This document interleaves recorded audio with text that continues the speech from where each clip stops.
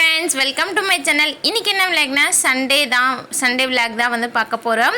காலையிலே வந்து எப்பயும் போல் முன்னெல்லாம் 4 மணிக்கு அலாரம் வச்சு எழுந்து 5 மணிக்குள்ளே பூஜை பண்ணிவிடுவேன். இப்போ வந்து பார்த்திங்கன்னா நிஜமாக லேட்டாக தூங்குறதுக்கு 11 மணிக்கு மேலே ஆகிடும்.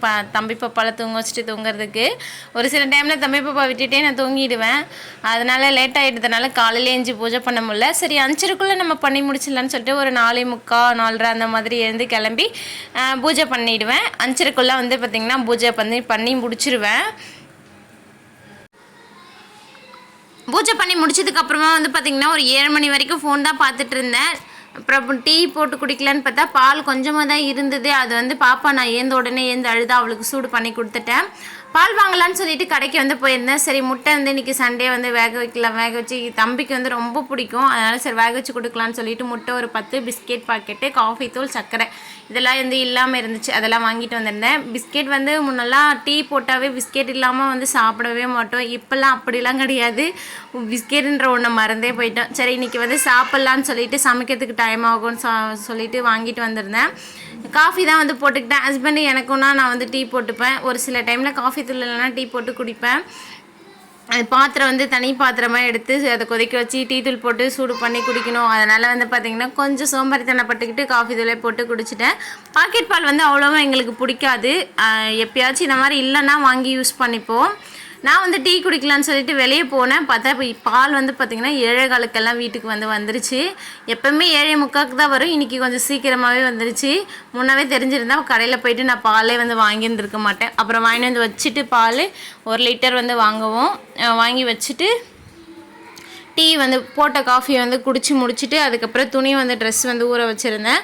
அதை வந்து பார்த்திங்கன்னா துவைச்சிட்டேன். ஒரு 8 மணிக்கு எல்லாமே வந்து பார்த்திங்கன்னா துவைச்சி காய வச்சுட்டேன். தம்பி பாப்பா ஹஸ்பண்ட் எல்லாமே வந்து தூங்கிட்டு தான் இருந்தாங்க. நான் துணி துவைச்சி காய வச்சுட்டு போயிட்டு சமைக்க ஸ்டார்ட் பண்ணதுக்கப்புறமா தான் வந்து பார்த்திங்கன்னா எழுந்தாங்க. இன்றைக்கி பெருசாக சமையல்லாம் ஒன்றும் எதுவும் செய்யலை. சிம்பிளாக தான் வந்து பார்த்திங்கன்னா பண்ண போகிறேன். நான்வெஜ்ஜில் இன்றைக்கி வந்து எடுக்க வேணான்னு சொல்லிட்டேன். ஏன்னா தம்பிக்கு வந்து நான் அம்மா வீட்டுக்கு போயிட்டு அங்கே கோவிலில் வந்து வெஜிடபிள் பிரியாணி வந்து வாங்கி சாப்பிட்டானா, அது அப்புறம் அம்மா வீட்டில் முட்டை குழம்பு செஞ்சு கொடுத்தாங்க. அது எல்லாமே சாப்பிட்டு தம்பிக்கு செம்ம ஹீட் ஆகிடுச்சு, ஒரே வயிறு வலி வந்துருச்சு. அதனால் வந்து பார்த்திங்கன்னா சரி நான்வெஜ் எதுவும் எடுக்க வேணாம், அடுத்த வாரம் எடுத்துக்கலான்னு சொல்லிட்டு விட்டுட்டேன். டிஃபன் தான் வந்து பண்ணியிருந்தேன். இந்த ஒரு கொத்து மட்டும்தான் இட்லி வந்து வேக வச்சுருந்தேன். தம்பி பாப்பா 2 பேருக்கு இட்லினா பிடிக்கும், ஹஸ்பண்டுக்கு தோசைனா பிடிக்கும். சரி நம்ம அவங்களுக்கு தோசை செஞ்சு கொடுக்கலான்னு சொல்லிட்டு இட்லி ஒரு கொத்து மட்டும் ஊற்றி வச்சுருந்தேன். நானும் தம்பி பாப்பா சாப்பிட்டுக்கலான்னு சொல்லிட்டு. இட்லிக்கு வந்து பார்த்திங்கன்னா அந்த கடலையும் மல்லாட்டை இருக்குல்ல, அந்த சட்னி தான் வந்து செஞ்சுருந்தேன். இதுக்கு வந்து பார்த்திங்கன்னா மல்லாட்டை சட்னி செம்ம காம்பினேஷனாக இருக்கும். எனக்கு ரொம்ப பிடிக்கும் மல்லாட்டை சட்னினா. அப்புறம் பாப்பா தம்பி 2 பேர் தூங்கி வந்து எழுந்துட்டாங்க. எழுந்த உடனே ப்ரஷ் பண்ணிவிட்டு டைம் வந்து 9 மணி போல் தான் எழுந்தாங்க. ப்ரஷ் பண்ணிவிட்டு அவங்க கிளப்பிட்டுட்டு வரதுக்கு 10 மணி ஆகிடுச்சு. அதுக்கப்புறம் தான் சாப்பாடு வந்து ஊட்டினேன். முட்டை வந்து வேக வச்சுருந்தேன், அதையும் வந்து 1 கொடுத்துட்டு இட்லி தம்பி பாப்பா 2 பேர் கூட்டிகிட்டு நானும் சாப்பிட்டுட்டேன். ஒரு 12 மணிக்கு போல் ஏதாச்சும் சாப்பிட்ணும் போல் தோணுச்சு. எதுவுமே இல்லை வீட்டில். சரி இந்த கிழங்கு வந்து பார்த்திங்கன்னா இது வந்து வெத்தல்வெளி கிழங்குன்னு சொல்லுவாங்க. இது வந்து பச்சையாக நம்ம கட் பண்ணும்போது ஒரே வழவழப்பாக இருக்கும். அதுக்கப்புறமா இது வந்து கட் பண்ணி தோலெல்லாம் எடுத்துகிட்டு குக்கரில் போட்டு ஒரு 3 விசில் மட்டும் வேக வச்சுருந்தேன். செம்ம சாஃப்டாக மாவு மாதிரி இருக்கும். லைட்டாக உப்பு போட்டு சாப்பிட்டா செம்ம டேஸ்ட்டாக இருக்கும். இது வந்து பெருசாக யாரும் ஹஸ்பண்டு தம்பிலாம் சாப்பிட மாட்டாங்க. நானும் பாப்பா மட்டும் தான் சாப்பிடுவோம். அதனால் கொஞ்சமாக வந்து வேக வச்சுருந்தேன். பாப்பாவுக்கு வந்து ஒரு 1/2 பீஸ் கொடுத்துட்டு நான் கொஞ்சம் எடுத்து சாப்பிட்டுட்டு இருந்தேன். செம்ம டேஸ்ட்டாக இருந்துச்சு. இது அம்மா ஊரில் வந்து கிடைக்கும். அம்மா தான் வந்து பார்த்திங்கன்னா வந்து வாங்கிட்டு வருவாங்க. இங்கெல்லாம் பெருசாக இங்கே கிடைக்காது. நம்ம இருக்கிற ஏரியாவில் கிடைக்காது. இது கிராமத்து சைடில் தான் வந்து பார்த்திங்கன்னா கிடைக்கும். லஞ்சுக்கு வந்து சாதம் வடிச்சிட்டு முட்டை வந்து காலையிலவே வேக வச்சுட்டேன். இது வந்து சாம்பார் வச்சு தொட்டு சாப்பிட்லான்னு சொல்லிட்டு தான் வேக வச்சுருந்தேன். அதுக்கப்புறமா வந்து தம்பிக்கு இந்த குழம்பு ரொம்ப பிடிக்கும்.